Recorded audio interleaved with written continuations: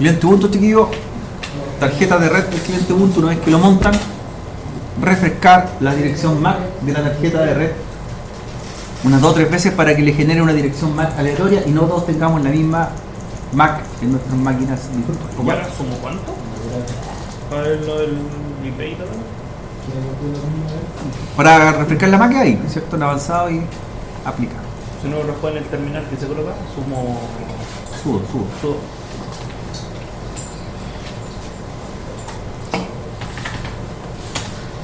Después le ejecuta.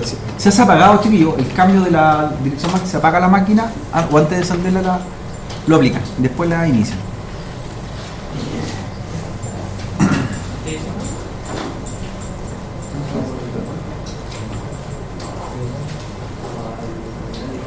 Tradicional o mundo Windows lo va a encontrar también en el mundo Linux, ¿cierto? No hay mucha diferencia. Yo les podría decir que casi el 99% de compatibilidad existe acá, ¿ya?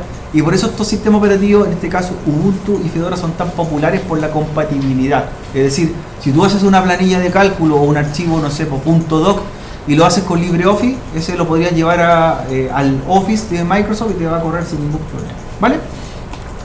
Entonces, para ello abramos la línea de comando, ¿ya? La línea de comando, para que nos vamos familiarizando con algunas cosas que quizás ya las hemos hecho, ¿ya?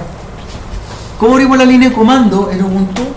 Llamamos a la terminal, ¿cierto? O también llamada shell, que es la parte más importante del sistema operativo. Si bien tiene una interfaz gráfica, pero gran parte del dominio del equipo se hace con línea de comando, ¿ya? ¿Alguien ha trabajado en su sistema operativo Android a modo root? ¿Tratado de hacer rootear su Android? ¿Alguna vez? Conectarlo, ¿cierto? Conectarse por SSH, no le funcionó, pero no importa, ¿eh? ¿Cómo lo hacían? Por línea de comando, ¿cierto? Por terminal. ¿Cuál es una de las características de trabajar con terminal en un sistema operativo Linux, cualquiera que sea? Es que tenemos un dominio 100% del equipo, ¿ya? 100%. Eso significa que puedo dominar su hardware, configurarlo lo que yo quiera, hacer modificaciones a nivel físico, que no las puedo lograr con un escritorio gráfico, ya que tengo ciertas limitaciones. Ustedes podrían decir, oye, yo domino al 100% mi sistema operativo Windows, o puedo cambiar todo en Windows, ¿o no? No, ¿cierto? Hay cosas que son privativas. Una de ellas, por ejemplo, es el mismo kernel, que es el corazón del sistema operativo. Yo puedo configurar cosas, puedo configurar aspectos del sistema operativo Windows, pero no puedo entrar, ¿cierto?, al ADN del mismo y hacer cosas que son para mi beneficio o que yo necesito quizás para mi trabajo, como lo puedo hacer acá, ¿ya? Ahora, todo usuario o todo sistema operativo Linux tiene un superusuario que se llama... ¿Cómo se llama el superusuario en Linux?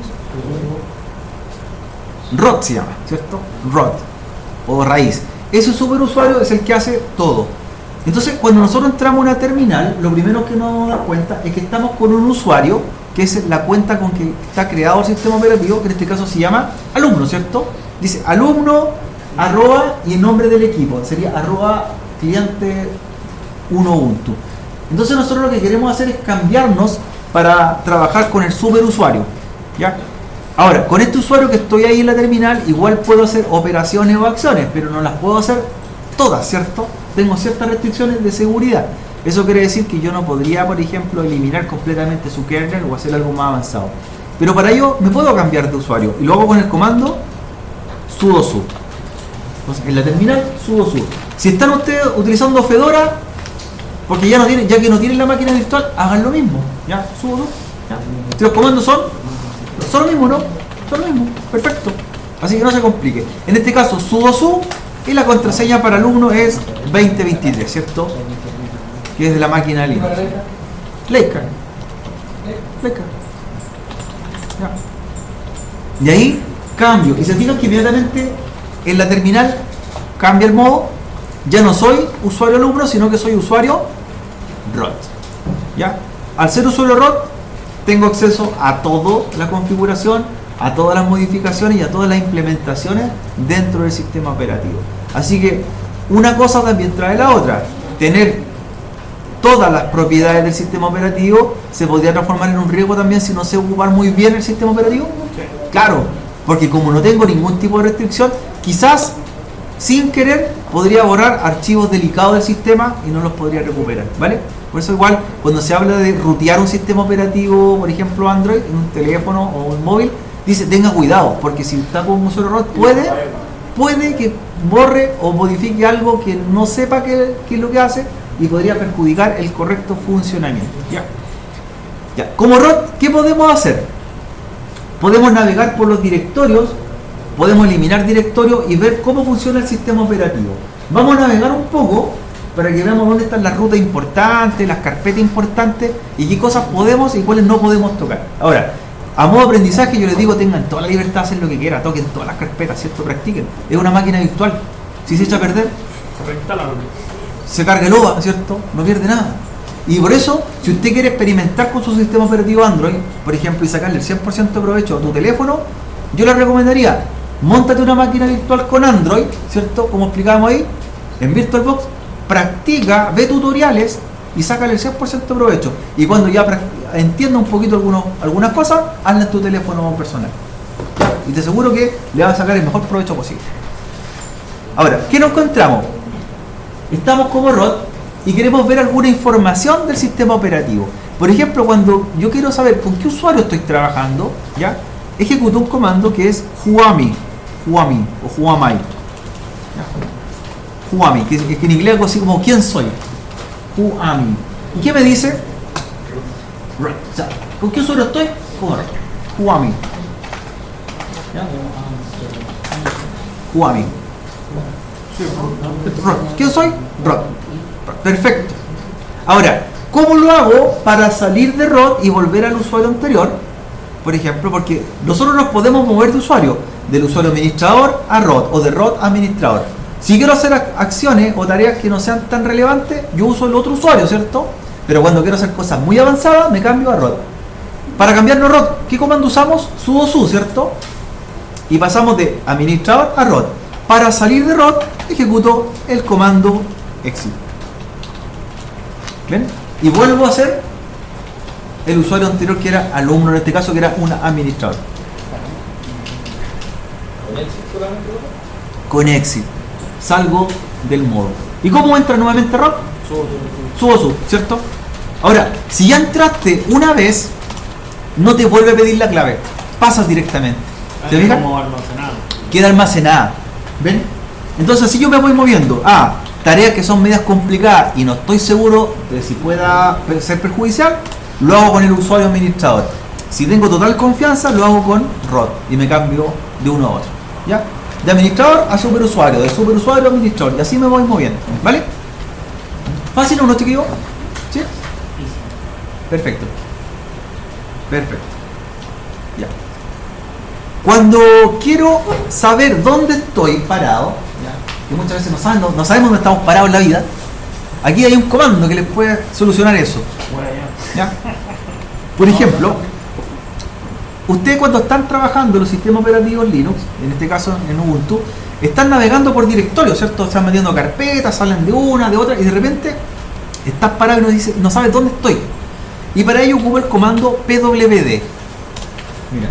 Y el pwd me dice, usted está dentro de la carpeta que se llama alumno y esa carpeta está dentro de otra que se llama home. Me va diciendo la ruta donde estoy.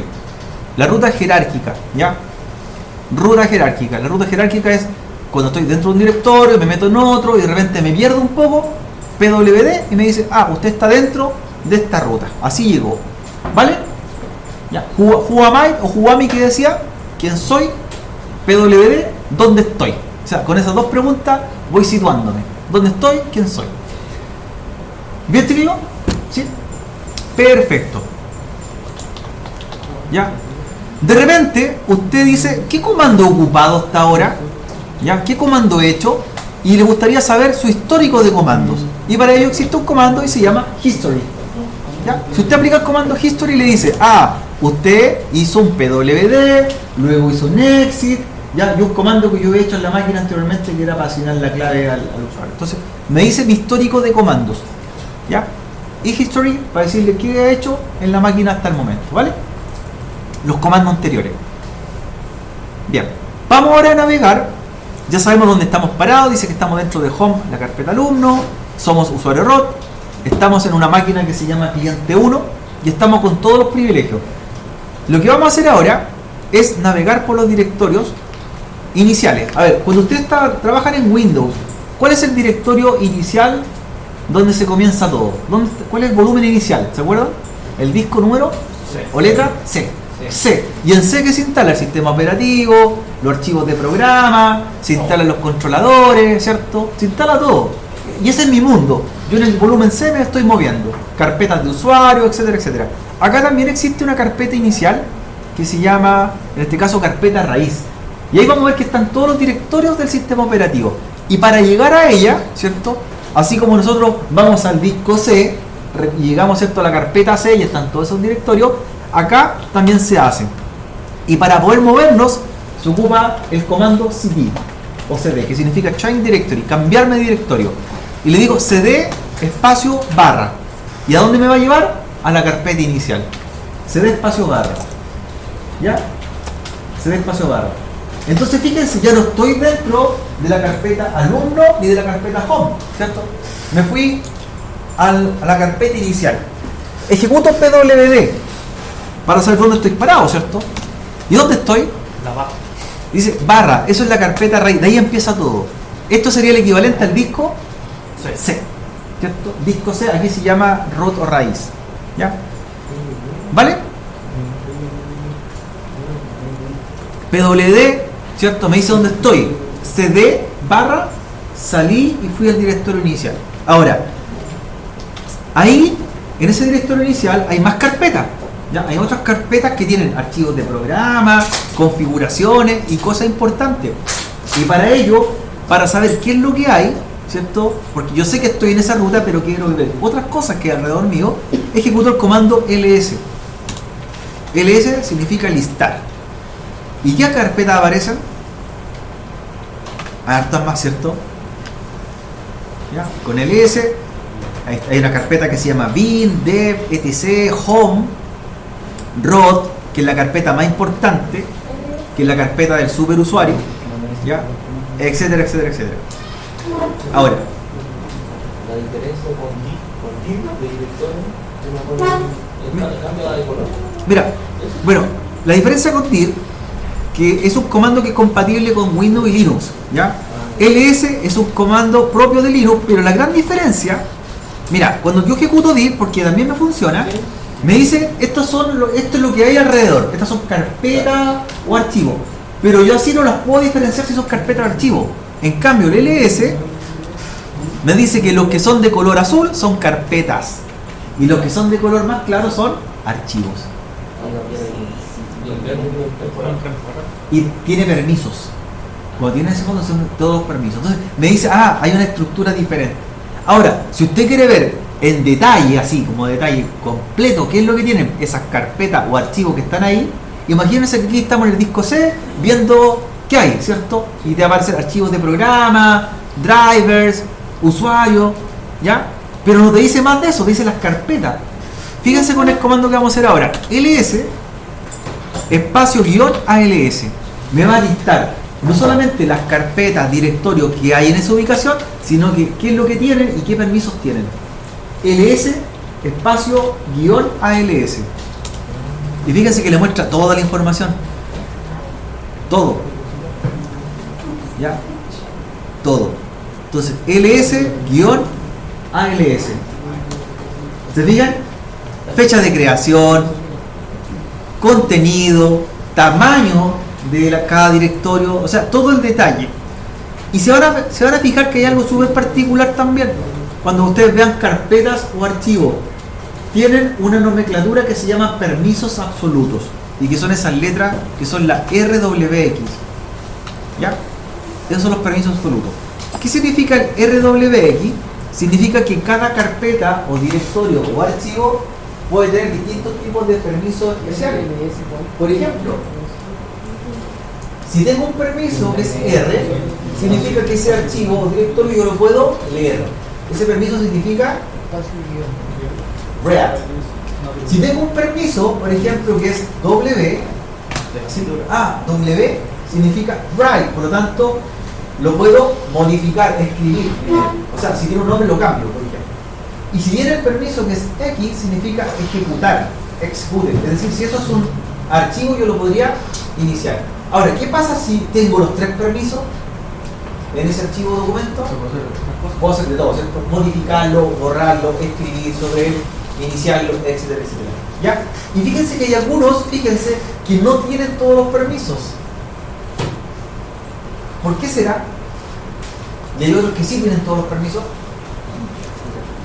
¿Tendrá que unos sean más importantes que otros? ¿Tendrá que ver? ¿O hará lo mismo, chiquillos? Miren, fíjense que la particularidad, la carpeta que se llama ROT, ¿ya? A diferencia de otras carpetas o archivos, los otros tienen permisos de todo tipo, ¿cierto? RWX, RWX, pero en cambio ROT tiene RWX hasta ahí. Eso significa que cuando nosotros estamos viendo estos permisos, me está indicando que no todos pueden modificarlo y no todos pueden hacer acciones sobre ese directorio, salvo que yo sea el usuario ROT. El único que puede hacer eso es ROT. ¿Ya? ¿Se fijan la diferencia? ¿Sí? En cambio, por ejemplo, yo comparo, mira, con la carpeta que se llama Home. RWX, RX, o sea, hay más privilegios para hacer más cosas sobre esa carpeta. ¿Por qué esa diferencia? Porque esta es una carpeta de almacenamiento, pero en cambio esta es de sistema y por lo tanto está más protegida. ¿Ya? O sea, si yo estoy trabajando con el usuario alumno, que es el usuario inicial, no voy a tener denegados los permisos para escribir, modificar o ejecutar esa carpeta. El único que podría hacerlo sería el mismo usuario que se llama ROT. ¿Ya? ¿Cómo supe eso? ¿O cómo deduzque eso? De la siguiente forma. Cuando ustedes vean los permisos que tiene un archivo, una carpeta o un documento, estos se manejan en 3 columnas. 3 columnas, así. Ahí, vamos a hacer aquí un poquito una pausa aquí en el video para explicar. Ahí. 3 columnas. La primera columna hace referencia al owner, el propietario, quién es el dueño y que tiene todos los permisos, ¿ya? ¿Quién la creó? ¿Quién puede modificar y hacer todo? La segunda columna dice el grupo al que pertenezco y yo también pertenezco igual que el propietario y que pueden hacer ciertas tareas. Y la tercera columna se llama también pública, o sea, el resto del mundo. ¿Qué pasa, por ejemplo, si una carpeta dice en la primera columna tiene el permiso RWX? Significa que el dueño, ¿qué puede hacer sobre ella? Todo. ¿Y qué significa, por ejemplo, que la segunda columna dice R solamente? Que el grupo de usuarios solamente puede leer. Y la P, público, los que son fuera del sistema operativo, por ejemplo, X, que pueden ejecutar, pero no podrían ni modificar ni leer un documento. ¿Se fijan? ¿Qué significa ahora si yo le digo esto? RWX, y acá nada y acá nada. ¿Quién tiene todos los permisos? Y el resto ni siquiera vería en la carpeta, quedaría oculta para ellos. Entonces, esa es la forma de trabajar las columnas, ¿ya? Ahora, ¿qué pasaría, por ejemplo, si la primera columna fuera RWX, la segunda RWX y la tercera RWX? Que todo y cualquier grupo, cualquier usuario puede hacer todo con ese directorio o archivo. O sea, queda abierto para cualquier cosa, ¿ya? ¿Será peligroso que esté así o no? Para el público, ¿Qué pasa, por ejemplo, si yo comparto una carpeta en la red y dejo esos permisos? Alguien que la está viendo por grupo de trabajo, como lo hicieron el otro día con su carpeta, ¿cierto? ¿Qué pasaría? ¿Le podrían borrar los archivos? Sí, pues le podrían borrar los archivos, borrar la carpeta completa. ¿Ya? El P de público, tercera columna, es la más peligrosa porque es la externa, ¿cierto? Los que están fuera del sistema operativo. Estos son los usuarios que están dentro del sistema operativo y ese es el dueño o el ROT en este caso. Deduzcamos entonces lo siguiente, po. Como ya estamos viendo, ¿cierto? Estos permisos. ¿Qué significaría entonces? ¿Qué significa la D o la L? Directorio y el otro de library de archivo. La L es, este es un archivo y el otro de una carpeta o directorio. Mira, fíjense lo que yo les decía al principio. ¿Por qué el directorio que se llama ROT? Fíjense que tiene solamente los 3 primeros permisos, RWX, la segunda columna nada y la tercera nada. dueño. Y solamente el dueño puede editar, modificar, leer o ejecutar. ¿Vale? Y para el resto del mundo esa carpeta quedaría oculta, no es visible. ¿Por qué tiene dos R? ¿En qué parte? Es un directorio. El de abajo. Sí. Directorio, de lectura, escritura, ejecución, ¿cierto? Y también, aparte de directorio, es un archivo modificable, de reader, no de read, sino que de reader, ¿ya? Segunda nada, y el grupo público que podría ser ahí, ejecutar, o sea, iniciar, pero nada más, ¿ya? Así uno va manejando los permisos. Y estos permisos los puede quitar o los puede dar. Pero ¿quién tiene permisos sobre todo, sin importarle los tipos de permisos? El ROT. El ROT da lo mismo, porque tú tienes nivel sobre todo lo que tú quieras plantear. ¿Ya? Por eso es el superusuario. O también se le conoce como el usuario Dios. ¿Ya? Ya. Sigamos, chiquillos. Estamos aprendiendo a navegar por los directorios, ¿cierto?, de los sistemas operativos. Ya. RWX, entonces, lectura, escritura, ejecución. Ahora, vamos a lo siguiente. Vamos a entrar a la carpeta Home. ¿Se fijaron que hay una carpeta que se llama Home? ¿Ya? Nosotros vamos a entrar a esa carpeta y lo vamos a hacer con el comando cd home o cd espacio home. Y vamos a entrar al directorio. ¿Ya? cd home. La carpeta Home para nosotros es equivalente en Windows a la carpeta donde están los usuarios, ¿cierto? La carpeta usuarios. Ahora, quiero que me muestren o digan qué es lo que hay dentro de la carpeta Home. ¿Con qué comando podrían decirlo? ¿Qué hay dentro de Home? Con ls, ¿cierto? ¿Y qué se encontraron con Home? Dice que está la carpeta que se llama alumno, por lo tanto es la carpeta de ese usuario. ¿Ya? Es la carpeta de ese usuario. Vamos a entrar a la carpeta alumno. ¿Cuál sería el comando? cd alumno. Nosotros siempre vamos navegando, ¿cierto?, a través de directorios con el comando cd para entrar o salir. Ya. Después que entramos a la carpeta alumno, ¿qué podrían decir que hay dentro de la carpeta alumno?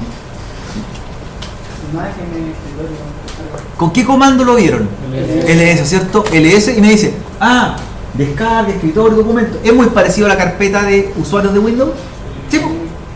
Perfecto, súper bien. ¿Ya? Vamos a entrar a la carpeta que se llame descargas. ¿Ya? cd descargas.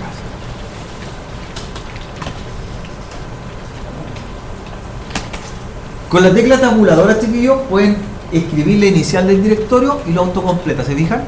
Para que no tengan que escribir todo. Por ejemplo, cd de tabulo y me dice descargas.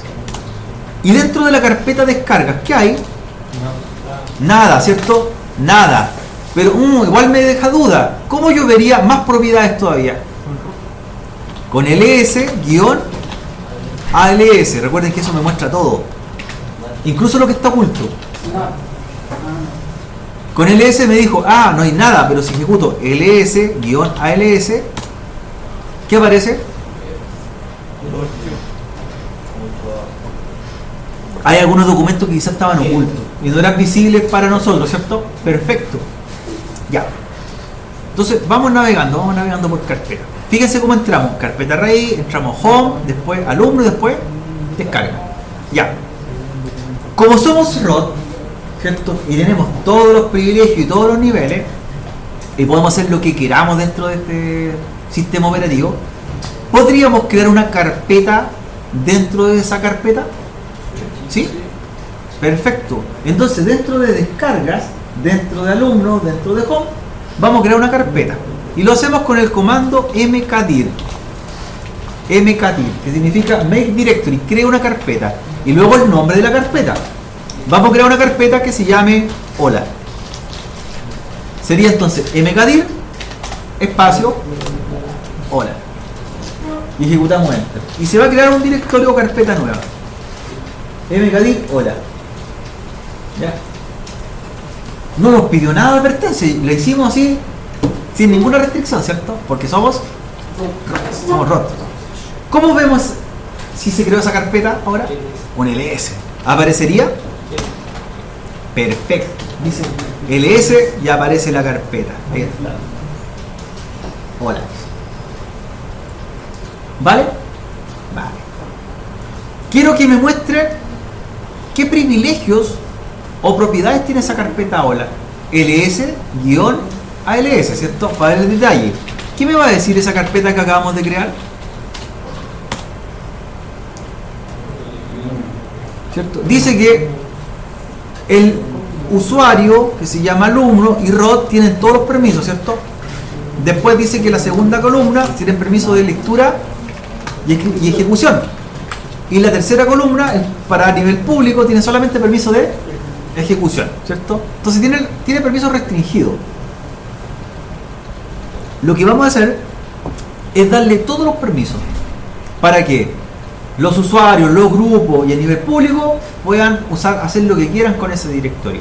Recuerden que como Rod podemos quitar o asignar permisos, podemos eliminar cosas, modificar y hacer lo que queramos. Entonces lo que vamos a hacer a esa carpeta que acabamos de crear, que se llama hola, es darle todos los permisos, y como los definimos hace un momento atrás, los RWX, para todos, ¿cierto? Para el usuario, para el grupo, para público, para mí. Profe, ¿y cómo no se puede volver una carpeta? ¿Para salir? ¿Devolverse una Mira. carpeta? Así como entraste cd espacio la carpeta, con el comando cd, tú sales. ¿Te fijas? Sales. Pero ¿cómo se vuelve a la directoria anterior? Mira. CD, pues hay varias formas. Por ejemplo, para ir al inicio, ¿te acuerdas? Sí, con eso. CD espacio slash, ¿cierto? Y ahí volví al inicio. Voy a entrar nuevamente al proceso que hicimos inicialmente y voy a después salir, mira. Lo que hicimos fue entrar a una carpeta que se llamaba Home, ¿cierto? Después entramos a una carpeta que se llamaba Alumno. ¿Ya? Alumno. Ahí, CD alumno, perdón, ahí sí. Sí, alumno. LS. Entonces, ahí estoy en el alumno, ahora voy a entrar a descarga. CD, descargas. ¿Ya? LS. Hasta que creamos una carpeta que se llamaba hola, ¿cierto? Y le dimos los privilegios y todo. Si tú quieres ir por niveles, tú podrías aplicar el comando cd slash y la ruta de la carpeta anterior, que sería descargas o alumno descarga. Tú le vas dando la ruta así, cd, ruta, a donde quieres ir. Si yo le pongo cd barra, voy a dónde? Aquí. Pero si yo quiero, por ejemplo, ir a la carpeta alumno, Sí. ¿qué tendría que poner? cd barra home alumno. ¿Ya? Que tú declaras la ruta. ¿Qué estás mirando ahí? Sería home, así mira, alumno. ¿Te fijas? Enter y fíjate dónde estoy ahora, en alumno. ¿Ya? El comando cd me sirve para moverme, cambiar directorio, entrar a un directorio, salir de un directorio, retroceder, salir de todo, ir al final. Mira, fíjate lo que vamos a hacer ahora con cd. Quiero ir aquí. Estoy en la carpeta raíz. Y recuerda que nosotros vamos entrando de una en una, pero quiero ir a home, alumno, descarga. O sea, quiero hacer directamente entrar. ¿Cómo sería la ruta entonces? Sería cd slash y me va directamente sin tener que ir paso a paso. El comando cd me permite ir haciendo eso. Sería cd home, sería alumno, descarga. Ahí está. Y me moví. ¿Vale? Voy saliendo de uno en uno o voy directamente a una ruta. Está chiquillo, lo que planteamos nosotros, sabemos que hay una carpeta que creamos que se llama hola y que tiene ciertos privilegios, ¿cierto? Y algunos están restringidos. Pero quiero darle todos los privilegios a todo el mundo a esa carpeta. Para dar privilegios ocupamos un comando que se llama chmod. Chmod. Tenemos que estar en el mismo nivel del directorio o archivo que queremos crear y modificar. Entonces, chmod, chmod, y los permisos que le vamos a dar, o permisos totales, son los permisos 777. ¿Ya? ¿A quién? A la carpeta llamada hola. Entonces, chmod 777 a la carpeta hola. Apliquémosle change modify, como modificar o cambiar los parámetros de la carpeta. chmod 777 hola. Enter. ¿Y qué pasa ahora si ejecuto ls-ls? Fíjense los permisos cómo quedan. ¿Cómo cambiaron ahora? Todo, ¿cierto? Todo dice. El último permiso. Todos los privilegios. Incluso cómo yo identifico que esa carpeta tengo todos los privilegios, porque cambió de color también. Súper bien. Ahí está la carpeta nueva creada y la cual le dimos todos los privilegios. Ahora, ustedes se preguntarán, ¿qué significa el 777, cierto? ¿Por qué 777? Si cuando estábamos hablando de permiso le dábamos RWX. El 777 se denominan los permisos, así como los de letras se llaman permisos absolutos. Estos son permisos decimales. ¿Y qué es un permiso decimal? Es una combinación, es lo mismo que decir RWX, para que tengan en cuenta. Los permisos nosotros aplicábamos que eran RWX, ¿cierto? Lectura, escritura, ejecución. Perfecto. ¿Ya? Pero cada permiso tiene un número. Por ejemplo, miren, cada permiso también puede ser representado con un número. El read es el número 4. El write es el permiso 2. Y el execute el 1. ¿Qué pasa si los sumo todos? ¿Qué significa? 7. Por lo tanto, tengo los permisos RWX. 4 más 2, 1, 7. Por lo tanto, es lo mismo que diga RWX. O sea, permisos absolutos o permisos decimales en las dos formas de trabajarlo. O con números o con letras. ¿Ya? ¿Qué significa, chiquillos, este permiso? El 5. ¿Qué significaría? ¿O qué podría hacer cuando está permiso 5? Dice, es el 4 más 1. Por lo tanto, en ese documento, archivo directorio, yo podría leer y podría ejecutar, ¿cierto? ¿Pero podría modificarlo? No podría modificarlo. Puedo iniciarlo, verlo, leerlo, pero no puedo modificarlo.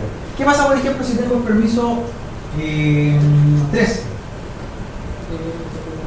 Podría escribir y ejecutar, pero no puedo abrirlo para verlo, ¿cierto? Entonces, las combinaciones me van permitiendo indicar qué es lo que puedo hacer, ¿ya?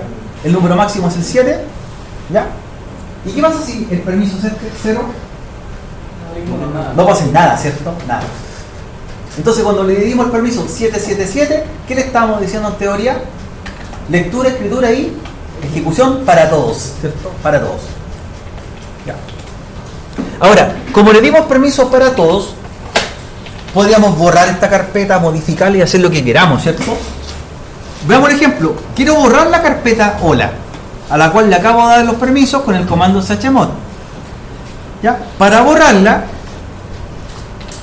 voy a ocupar el comando rm espacio -r y luego el nombre de la carpeta, que sería hola. ¿Qué significa el comando? rm es de remove, de remover, y el r es de recursivo. ¿Qué significa? Que si esa carpeta llegase a tener otra carpeta dentro, las borro todas en forma jerárquica. Entonces, rm espacio -r, hola. ¿Ya? Remove, que la sigla remove. Ejecutémoslo. rm espacio -r, hola. ¿Y qué pasa si reviso con un ls? Ya se fue la carpeta, ¿cierto? Se borró. Y así como borré una carpeta, eso podría haber sido un archivo también, un documento, lo que sea. Comando para ver los comandos que llevamos. ¿Cuál era? History. A ver, ¿qué es lo que hemos hecho hasta ahora? Ejecutemos el history. Miren. Hartos comandos, ¿cierto? Está todo su histórico comando, todo su historial con history. Ya.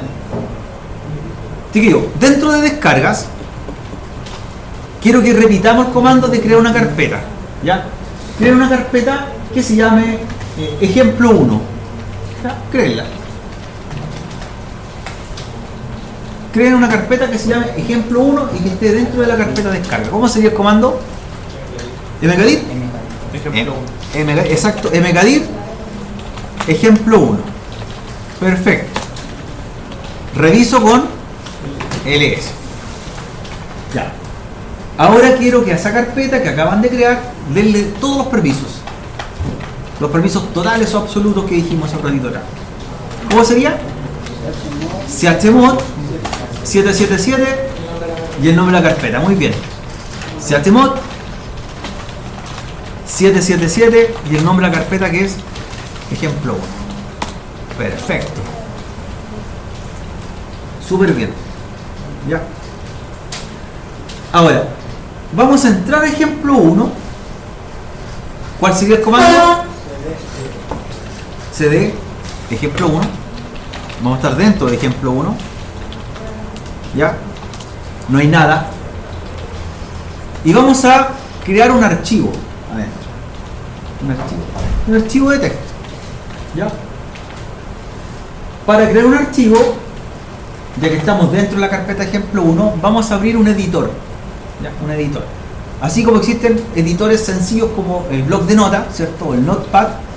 En los sistemas operativos Linux hay varios tipos de editores, Nano, Gedit o Vi, que son como de distinta índole. Nosotros vamos a abrir el editor que se llama Nano. Ejecutamos Nano y les abre un editor de texto, ¿cierto? Ejecute Nano y abre. Y ahí estamos, ¿cierto? Listos para meter comando. Nano. Ahí está el editor. Está esperando que escribamos, ¿cierto? Ya. Los comandos de manipulación que aparecen ahí son los comandos que nosotros tenemos para trabajar la edición. Dice que con la tecla O guardo, con la tecla X salgo del editor, ¿cierto? Con la tecla U puedo pegar, con la tecla W buscar, es decir, un editor de texto convencional, ¿cierto? Buscar, editar, modificar. Vamos a escribir un texto aquí dentro, lo que sea, y lo vamos a guardar en este archivo, ¿ya? Recuerden que ustedes tienen abierto un bloc de notas en este momento. ¿Ya? Escriban un mensaje, el que sea, su nombre si quieren, o lo que ustedes quieran, ¿ya?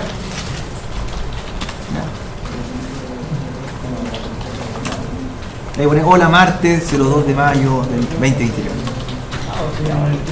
Ya. Un mensaje cortito. Ya. El mensaje que ustedes quieren, un texto, su nombre, lo que ustedes estimen conveniente. ¿Qué vamos a hacer ahora? Como estamos trabajando con un editor de texto, estamos editando un documento y vamos a guardar el documento ahora. Todavía no tiene formato ni nada, ¿cierto? Estamos trabajando en vivo. Para guardarlo, ¿cierto? Recuerden que abajo están las funciones o teclas que me permiten ejecutar el guardado y se activan con la tecla control, es decir, control más O guarda, control más X sale sin guardar. Entonces, control y O, vamos a presionar para que me pida un nombre antes de guardar, control O, y le va a decir nombre del archivo a escribir, ¿cierto? Lo vamos a llamar como ejemplo 1.txt, va a ser un archivo de texto. Ya, ejemplo 1.txt. Y le damos la extensión, ¿cierto? Un archivo txt. Ya. Enter. Y ahora vamos a salir con control X. ¿Qué debería haber adentro de la carpeta ejemplo 1? Con ls. Un archivo que dice ejemplo 1.txt. Perfecto, ahí está el archivo que acabamos de hacer. El archivo que acabamos de crear. A ver, denle los privilegios a ese archivo. ¿Cómo sería? Todos los privilegios. chmod, perfecto. 777 y ejemplo 1.txt, ¿cierto? Entonces, chmod 777 ejemplo 1.txt.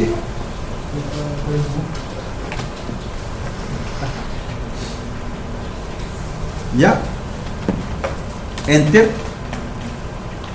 Y ese archivo, ¿cierto? Ya tiene permisos. Como ya tiene permisos, lo podríamos editar. volver a abrirlo y corregirlo, ¿sí? ¿Ya? Así como inicialmente abrimos el editor Nano y creamos un documento, lo vamos a editar. Sería Nano y el nombre del archivo, para que lo volvamos a abrir, como ya está creado. Nano, espacio, ejemplo 1.txt. Ya, lo vamos a abrir. Nano, espacio, ejemplo 1.txt. Ya. Ahí está el archivo, ¿cierto? Modifíquelo, agréguele algo más y vuelve a guardarlo.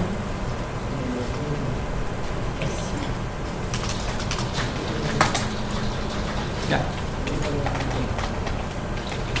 Y lo guardamos con control O. ¿Será necesario escribirle el nombre? No, porque ya lo tiene, ¿cierto? Control O y después Enter solamente. Guardar. ¿Y cómo salgo? Control X. Perfecto. Entonces, como el archivo está creado, lo edito con Nano y el nombre del archivo sería Nano ejemplo 1.txt. Lo abrí, lo edité y volví a guardar. Perfecto. Y Control X es para salir sin modificar. ¿Cómo borrarían ese archivo? ¿Cómo lo eliminan? El que acaban de crear, que se llama ejemplo 1.txt. RM, perfecto. Menos R y el nombre del archivo.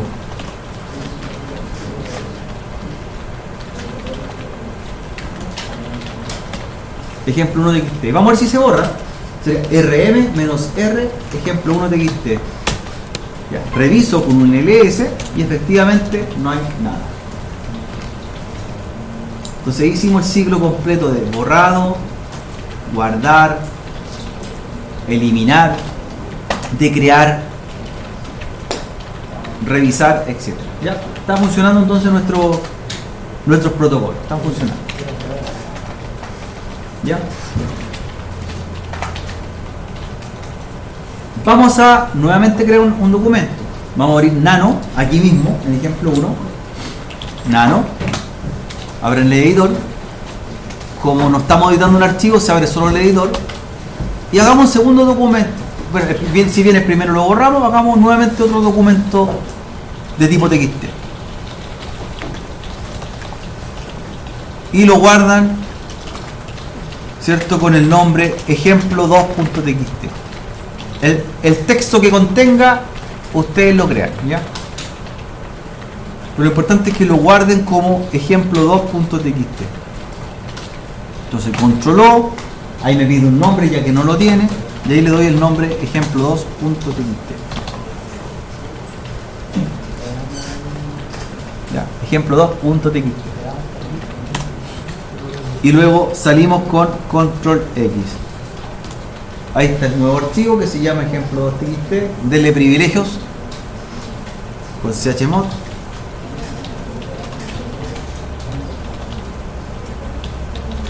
Ejemplo 2.txt. Ya.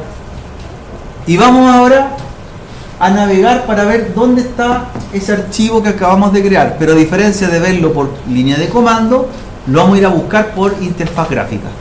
Para ver si efectivamente existe el archivo que acabamos de hacer. ¿Ya? Entonces, ese archivo, ¿dónde debería haber quedado? ¿O dónde lo busco? ¿Ya? Hay un buscador de archivos que está en el panel izquierdo. ¿Ya? En el panel izquierdo, donde usted va buscando las rutas en entorno gráfico de los directorios del sistema operativo. Y ahí llegué a carpeta personal, descargas, ejemplo 1, y ahí está el archivo creado en modo gráfico. Ahí está lo que hizo. Y ahí está la ruta completa. ¿Funciona? Sí. ¿Qué carpeta había que entrar? A la misma que creó la carpeta ejemplo 1. A la que tú creaste por línea de comando, ahora tú lo estás viendo por interfaz gráfica. Sí. Lo mismo, y está el archivo, ¿cierto? Entonces esa particularidad tenemos, que podemos trabajar todo por línea de comando, todo. ¿Ya? Cosas más avanzadas las hacemos por línea de comando. Aquí yo no puedo jugar con los privilegios, por ejemplo. Ya es más difícil, no puedo manipularlo. En cambio, con línea de comando, un par de comandos, todos los permisos, borrado y todo lo que tú quieras, ¿cierto? La línea de comando tiene un dominio superior a la interfaz gráfica, en todo sentido. ¿Ya? Bien. Entonces hicimos navegación, cierto, directorio, etc. Vamos a salir, cierto, la carpeta raíz nuevamente, /.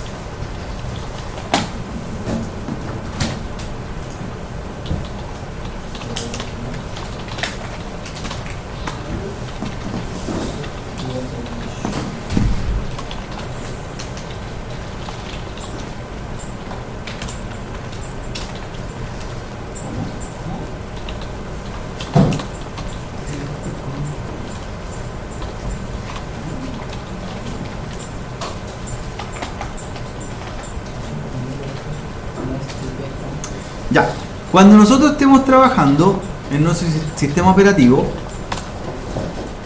basado en Linux, podemos también hacer actualizaciones directamente del sistema operativo para ver parches o mejoras de seguridad. ¿Ya? Todos los comandos que se aplican acá utilizan un prefijo que se llama apt-get. apt-get. Entonces, por ejemplo, si yo quiero actualizar mi sistema operativo y estoy como el usuario root, ejecutaría el comando apt-get y a continuación update. Quiero que estoy diciéndole ahí actualice todos los parches de seguridad o actualice el sistema operativo. apt-get update.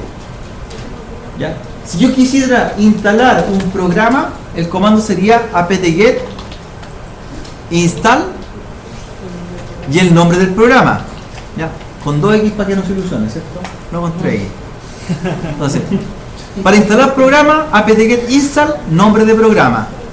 Para actualizar el sistema operativo, apt-get update, ¿cierto? Si por ejemplo me gustaría eliminar un programa porque no lo quiero usar más, sería apt-get revoke y el nombre del programa, xx nuevamente, ¿cierto? Ya. Entonces, install, revoke, update, me van dando las opciones de lo que yo quiero hacer. Si quiero actualizar un programa en especial, ya no uso el comando apt-get update solito, sino que le digo apt-get update y el nombre del programa. ¿Qué me va a actualizar? No el sistema operativo, sino que el programa. ¿Ya? apt-get update, apt-get install, apt-get revoke para instalar, actualizar, ¿cierto? O en este caso, eliminar. ¿Ya? Los apt-gets. ¿Vale? Hagamos un update, a ver, del sistema operativo. Sería apt-get update solamente. Y ejecuto. Y ver si encuentra actualizaciones. Ahí está buscando. Encontró poquito, ¿cierto? Encontró 163 kilobytes, ¿cierto? De actualización. Poquito. ¿Ya? Ya. Ahí me actualiza. apt-get update. Ya.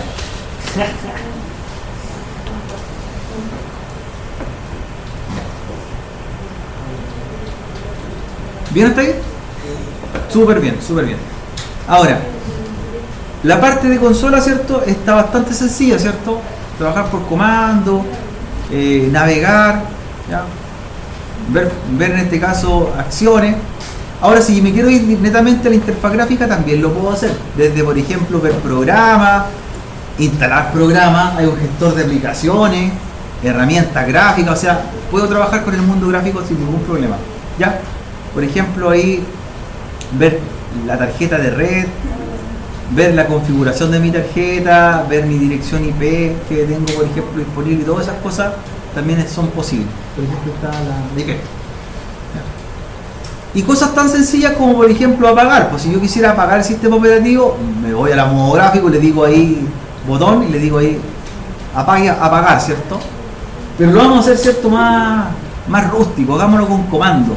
¿Ya? ¿Cómo apagaríamos con comando el equipo? Si lo puedo hacer con botones, perfecto, pero quiero hacerlo con comando. La vieja escuela. A la vieja escuela, claro. Sí. Mira, puedo hacer todo con la interfaz, con la línea de comandos, perdón. ¿Ya? Apagar, shutdown. Shutdown. Podría shutdown, por ejemplo, apagar. Y le digo -H. Hay dos opciones. Yo le podría decir, ¿sabes qué? Yo quiero reiniciar el equipo. O sea, que haga el apagado y se encienda nuevamente. Y para ello le diría, por ejemplo, shutdown menos R, que significa restar. O sea, lo que haría sería apagar y luego encender de inmediatamente.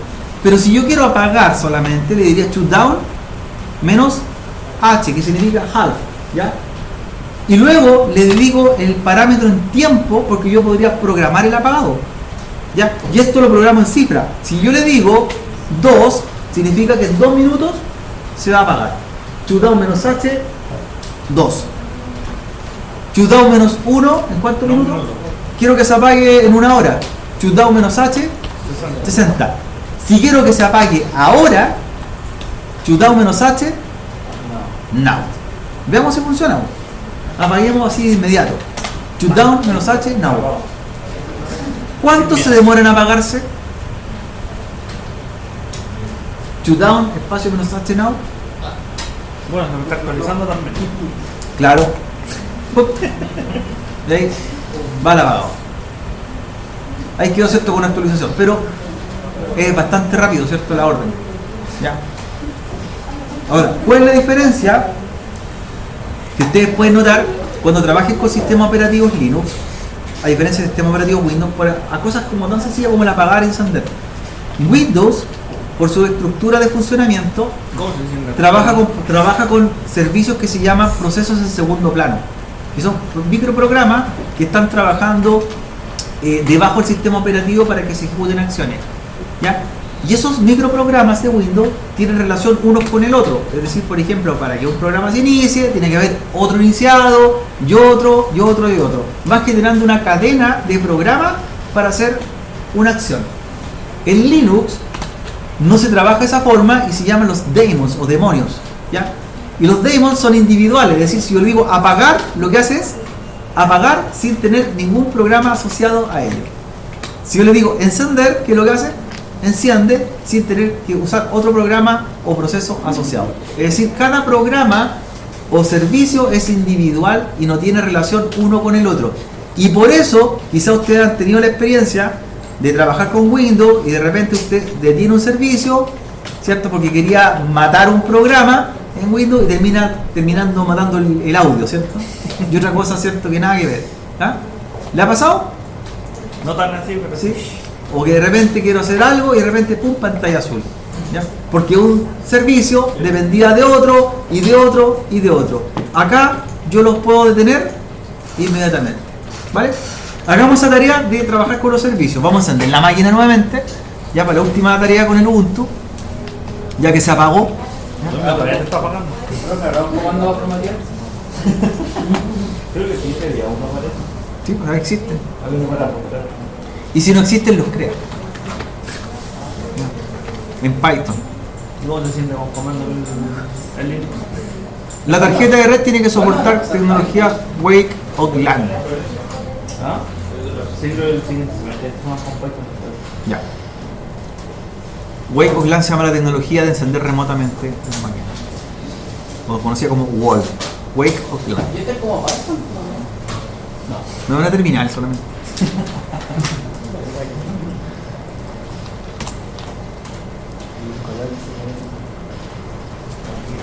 Esperando que se vaya el computador.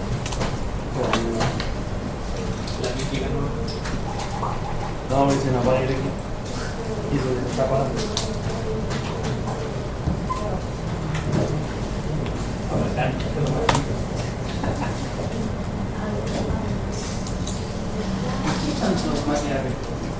Mencionar de que los daemons o servicios en segundo plano son individuales en Linux, ¿cierto? Trabajan cada uno en forma autónoma y no dependen uno del otro.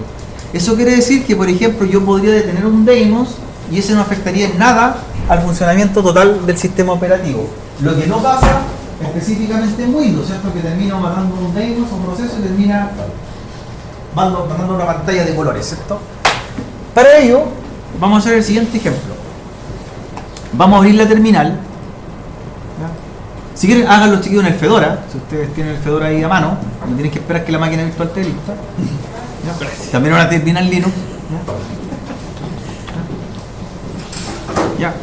Lo vamos a hacer como root, así que ya saben cómo cambiarse de usuario.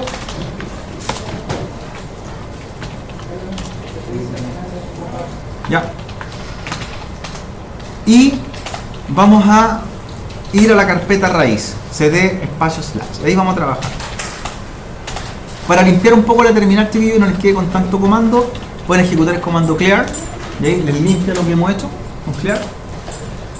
Porque quiero que monitoreemos nuestro sistema, ¿ya?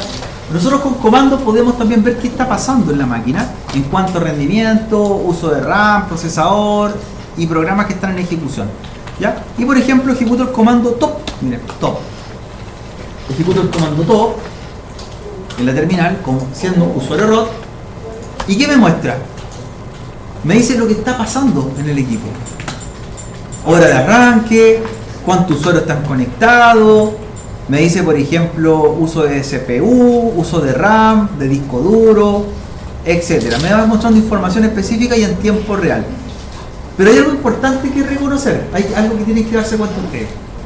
Cada proceso o daemon que se está ejecutando en la máquina está identificado en la fila izquierda como el PID, el Process ID. ¿Qué función cumple? Este proceso está ocupando tantos recursos, fue iniciado hace tanto rato, ¿ya?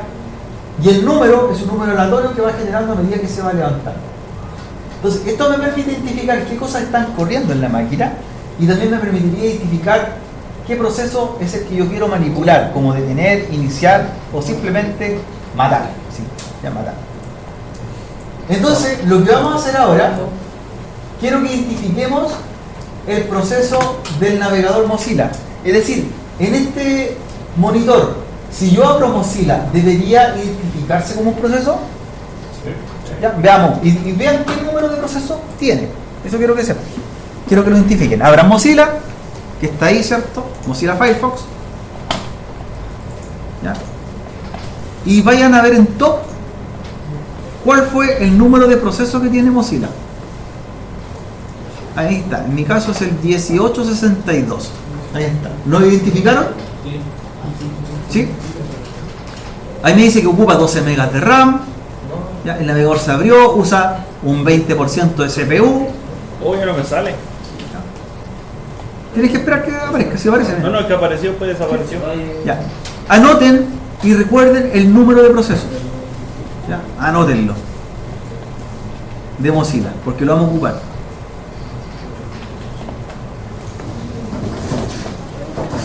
El mío es el 1862, lo voy a anotar aquí. Anoten su número de PID. Ya. Este número no es para todos igual porque es un número aleatorio, ¿cierto? De procesos que se ejecutan en la máquina. Pero sí recuerden, identifíquenlo. Ya. ¿Cuál es la definición de PID? Process ID, identificador de proceso. El número de proceso o servicio que está ejecutándose en la máquina, ¿ya? Cuando ya identifiquen el proceso llamado Firefox, que lo identificamos con el comando 2, ¿ya? Y que eso hace que esté el navegador abierto, vamos a matar este proceso, ¿ya? Definitivamente, y que no le afecte a otro proceso de la máquina, ¿ya? Para que aprendamos cómo se detiene un proceso, ¿ya? Como ya tenemos información, vamos a parar el monitoreo, ¿ya? Porque ya identifiqué el número de Mozilla, que es el que era de mi interés.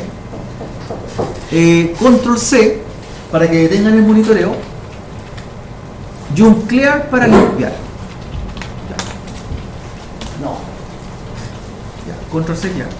Ahora, lo que vamos a hacer es detener el proceso, pero por comando, que en mi caso sería el navegador, ¿cierto? Que se abrió, que sería Mozilla, ¿ya? Que quedó abierto, ¿cierto? Ahí en segundo plano. Entonces, para ello, el comando de detención de un proceso que he identificado sin que le afecte a otro proceso en cadena es el comando kill, así como matar, ¿cierto? Kill. Entonces lo que vamos a ejecutar es kill espacio -9, kill espacio -9, y luego el número de proceso que era de su interés, en mi caso el 1862. ¿Qué debería hacer ese comando cuando lo ejecuto? Mata el proceso directamente, ¿cierto? Hay kill espacio menos 9 y número de proceso. El menos 9, ¿a qué se...? Es un parámetro, significa nivel máximo, que el proceso lo mata completamente.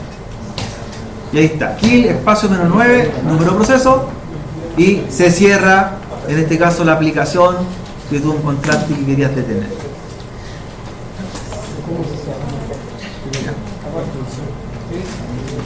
Entonces ahí está, kill menos 9.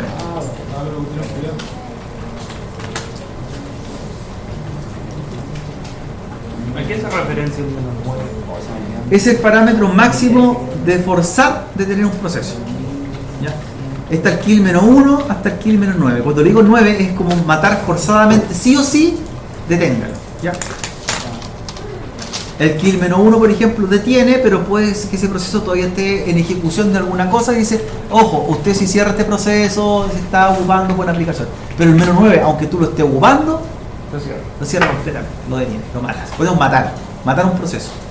La gracia de esto es que no afecta a nada más, solamente el proceso que tú identificaste. ¿Ya? ¿Bien, chiquillos? ¿Bien? Ahora, la última parte para este laboratorio. ¿Podríamos hacer convivir esta máquina con una máquina Windows? Sí. ¿Sí? Hagamos el ejemplo. Lo que vamos a hacer es levantar la máquina Windows de la semana pasada, ¿ya? Y si no la tienen, lo pueden hacer con un compañero que la tenga, ¿cierto? No hay problema. Pero por lo menos una máquina Linux y una máquina Windows. Si usted tiene una y su compañero tiene otra, ningún problema. Si usted tiene las dos, lo hace con las dos, ¿ya? La idea es que convivamos en la misma red Windows con Linux, ¿ya? Así que ahí, si tiene su máquina Windows 10, levántela. Si no, trabaje con el compañero para que terminemos el laboratorio, ¿ya? Windows y Linux. La vamos a hacer convivir.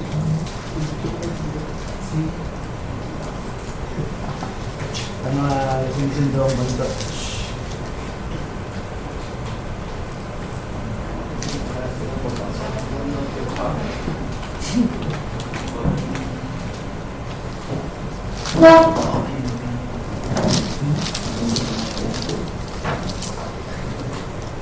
Aquí estoy usando la máquina de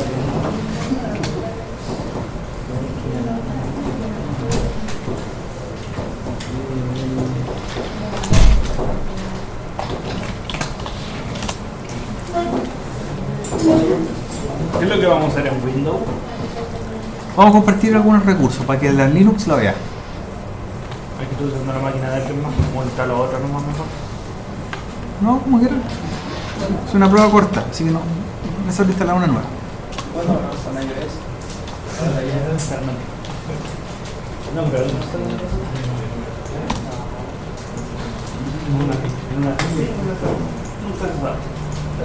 Ojalá que no te pongan el computador. Es bacán.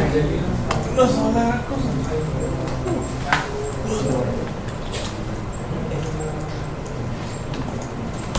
Son regalos. ¿Sabes la cosa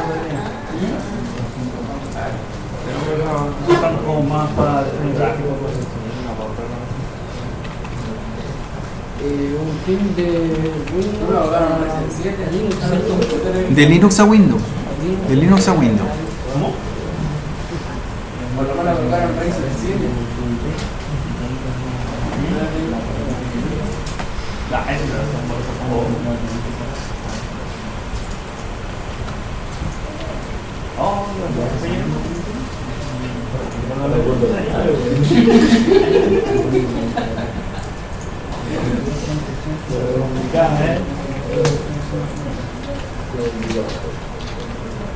Tengo una grabadora máquina. ¿En serio?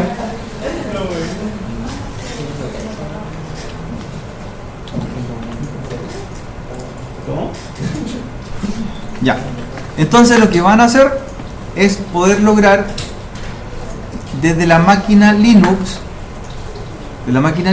poder ver la carpeta o recurso compartido que tiene la máquina Windows que dejamos la semana anterior. ¿Se acuerdan que dejamos una carpeta o disco compartido? En este caso era respaldo Z. Y ver si totalmente yo puedo ir desde la máquina Linux a ver ese recurso compartido y mandar un archivo o un documento, la carpeta, lo que sea para allá. ¿Ya?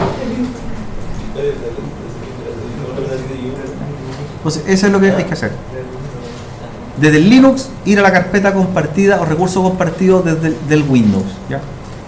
Entonces, en este caso necesitan conocer la dirección IP de la máquina Linux, Windows, perdón, primero, hacer un ping desde el Linux al Windows a través de la dirección IP y por último, ver ese recurso compartido. Entonces, ¿qué fue lo que hice? En la máquina Windows, ejecuté ipconfig para ver su IP.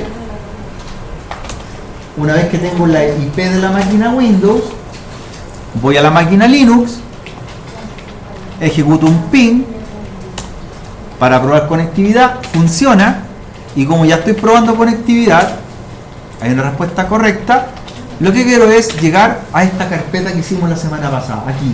¿Se acuerdan? Desde el Linux llegar aquí. Y eso nos va a demostrar que ambos mundos son totalmente compatibles. Carpeta en red, ciertos recursos compartidos entre ellos. ¿Ya? ¿Cómo me conecto después? En el Linux, chiquillos, van a ir, una vez que ya tengan esa información de la dirección IP, van a ir donde dice archivos, otras ubicaciones, ¿ya? Y ahí abajo en la barra de tarea, conectar al servidor, escriben el protocolo smb // y la dirección IP de la máquina Windows, ¿ya? Y le va a pedir validarse y acceder a la máquina Windows y ver la carpeta compartida con el usuario que tenga los privilegios necesarios. Entonces, SMB de protocolo Samba de compartición de carpetas para ambos mundos, // 10 100 54 XX que vendría siendo la dirección IP, ¿ya? Y entrar a la máquina Windows y subir un archivo, ya, como lo hicimos el otro día. Puede ser la máquina del compañero nuevamente que se ofrece, o lo hacen en la máquina que ustedes quieran. Ahí está. Eso significa que una carpeta compartida, un recurso compartido en Windows es visto en Linux con el protocolo SMB. ¿Perdón?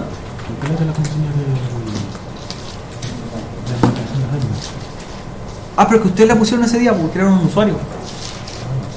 Sí, ustedes crearon un usuario. Si era alumno era 2023, pero crearon otro usuario. El usuario ustedes lo crearon. Claro. El nombre de usuario de Windows. Del usuario que está creado en Windows, claro. Si tú creaste un usuario, tienes que usar ese usuario, ¿cierto? O usas el usuario alumno que venía por defecto que creamos nosotros, que era 2023 y el alumno del usuario. Pero si tú creaste otro usuario ese día, usa el tuyo, como ustedes quieran. Y ahí nos conectamos.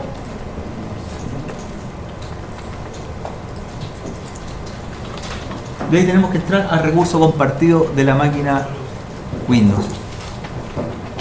Estoy viendo la carpeta Z y por lo tanto tengo los permisos de lectura escritura.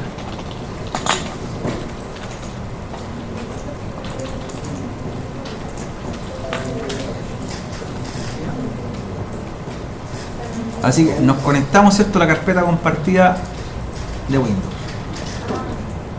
Carpeta compartida, recurso compartido.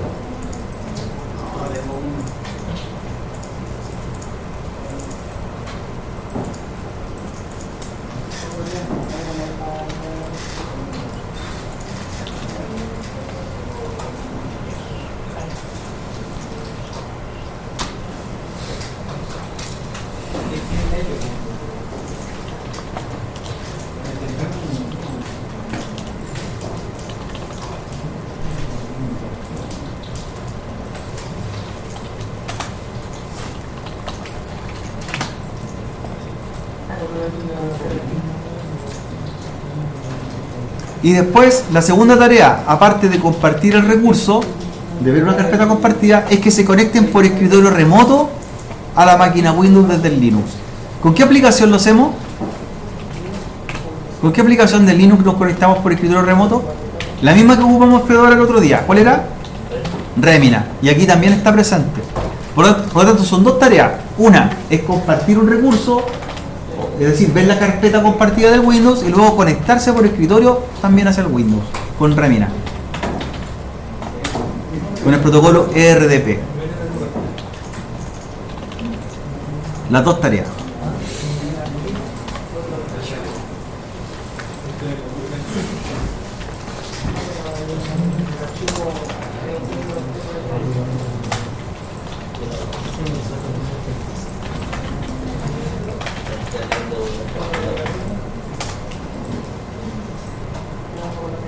Ahí por eso nos deja conectar.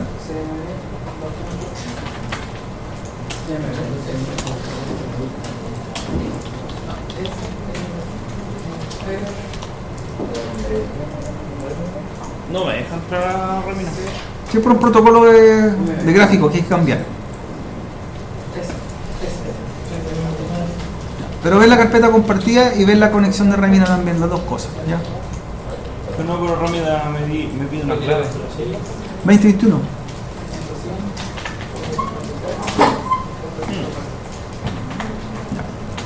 Y ves las dos cosas, ¿ya? Y con eso estaríamos listos, por ejemplo, ya en esta parte del laboratorio. Carpeta compartida y conexión remota. Es que vamos a hacer que nuestro equipo Windows se convierta en un servidor del Linux, ¿ya? Y ese servicio que le va a compartir es que gracias al Windows la máquina Linux salga a internet, para que entendamos, ¿ya? Técnicamente se va a transformar en un router. Para ello, para que entendamos un poco el ejercicio, voy a pausar aquí, chiquillo. En el Windows 10 que está apagado, ¿ya? Vamos a ver sus tarjetas de red en red y debería tener una por el momento, ¿cierto? El adaptador 1 que dice adaptador puente, ¿cierto? La N01 y le vamos a agregar una segunda tarjeta de red, ¿ya? Segunda tarjeta de red. Esa tarjeta se va a llamar red interna, conectado a red interna, ¿ya? Y en avanzados, en modo promiscuo, le decimos permitir todo. Por lo tanto, va a quedar con dos tarjetas de red. Una que va a decir adaptador puente y otra que se va a llamar red interna. Con el adaptador 1 va a ser la tarjeta que se va a conectar hacia internet y con el adaptador 2 va a ser conectar al Linux al mundo. ¿Vale? Entonces, el adaptador 1 tal como estaba y el adaptador 2 que es la nueva, red interna. En avanzados, modo promiscuo, permitir todo. ¿Vale? ¿Ya? Y levantan el Windows. En el Linux no tenemos que agregar ninguna tarjeta nueva, ¿ya? Sino que tenemos que cambiar el modo de la tarjeta de red en el Ubuntu. ¿Qué modo vamos a dejar? ¿Ya? La tarjeta 1 va a quedar solamente como red interna. Red interna y en avanzadas, modo promiscuo, permitir todo. ¿Ya? Por lo tanto, lo único que queda con dos tarjetas, ¿quién es? El Windows. Perfecto. Perfecto. Y ahí nos levantamos los dos equipos para que hagamos el ejercicio.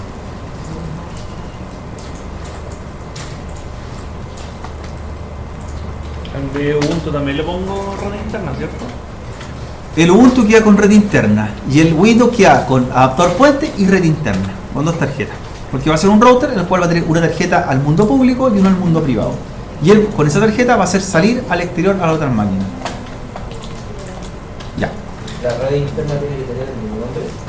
No, sí, como viene por defecto la dejo. Red interna. Ya. Vamos a la configuración, chiquillos. Vamos a la configuración. Entonces, abrimos el Windows y ya nos damos inmediatamente cuenta que el Linux no se conecta a internet. Ya algo está pasando, ¿cierto? No tiene conexión, no navega, le falta acceso. ¿Quién le va a dar ese acceso? El Windows, ¿vale? Incluso dice falla conexión a la red, ¿cierto? Perfecto. Vamos a hacer lo siguiente. En el Windows, recuerden que va a ser el equipo que se va a transformar en un router. Vamos a las configuraciones de las tarjetas de red, como lo estamos haciendo aquí. Abajo a la derecha dice adaptador de red. Clic derecho, dice abrir el centro de recursos y redes compartidas. Y nos vamos a donde dice cambiar configuración del adaptador. Nos enfocamos aquí. De ahí van a estar las dos tarjetas, ¿cierto? Las dos tarjetas de red, la que teníamos y la que agregamos. Esto es en el Windows, ¿vale? La tarjeta que dice red no identificada es la tarjeta que va a ser la privada o LAN, ¿ya? La que ya aparece conectada va a ser la tarjeta que se va a conectar a internet. Entonces, ¿qué hacemos? Vamos a identificarle y ponerle un nombre para saber cuál es cuál. La que dice red no identificada en el Windows, clic derecho y le vamos a poner, ¿cierto?, para identificarla como privada. Así, privada. Sabemos que esa va a ser nuestra parte privada. Privada. Y la otra se va a llamar pública. Por lo tanto, dos tarjetas de red, una privada y una pública. ¿Vale? Vale. ¿Ya? La privada, perdón, la pública sigue siendo tal como estaba antes, una tarjeta de red que tiene dirección IP, y hace que la máquina se conecte al mundo. Pero en cambio la que dice privada es una tarjeta que por el momento no tiene una IP válida y está esperando la configuración. Y esta va a ser nuestro puente para que el Linux y otras máquinas más de la red privada salgan a internet. ¿Ya? Lo que yo les decía, él va a ser un router. Por eso una red privada y una tarjeta de red pública. Cuando ya tengan la máquina en este tipo, el Windows, a la tarjeta pública, la que llamaron pública, en las propiedades, clic derecho en las propiedades, la tarjeta que se llama pública, clic derecho propiedades, van a cambiar la opción que dice uso compartido, ¿ya? Marcan la casilla que dice permitir a los usuarios de otras redes se conecten a través de esta conexión a internet de este equipo. ¿Ya? Eso solamente. ¿Ya? Clic derecho, propiedades. Clic derecho, propiedades. ¿Con qué usuario estás? Ya. ¿Tienes los privilegios de administrador?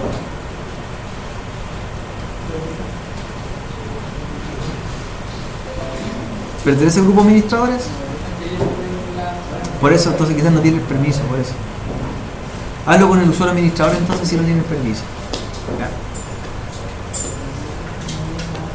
Entonces, tarjeta pública, propiedades, uso compartido y marcar la casilla que dice permitir a los usuarios de otras redes se conecten a través de este equipo. Ya la otra casilla venía por defecto.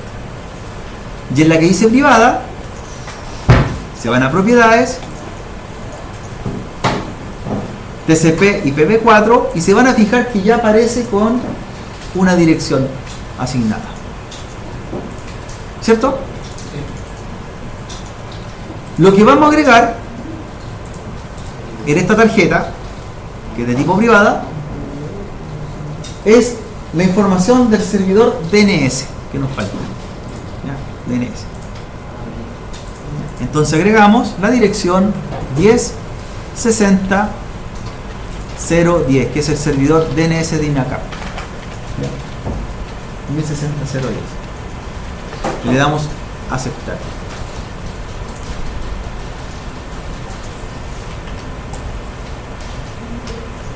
Ya.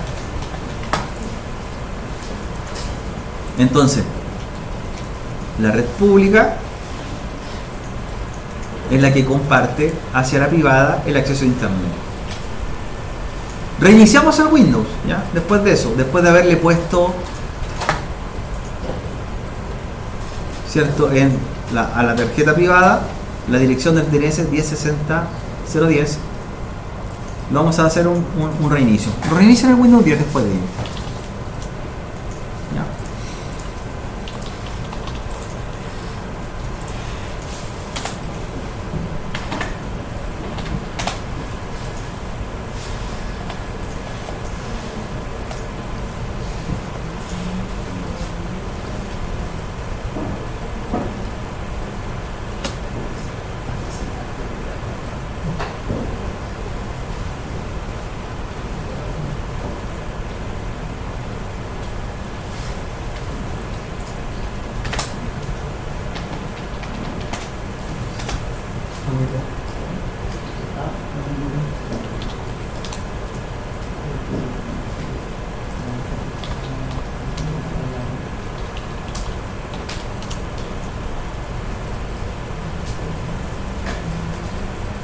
Entonces reiniciamos Windows 10 y vamos a, una vez que reinicie, vamos a revisar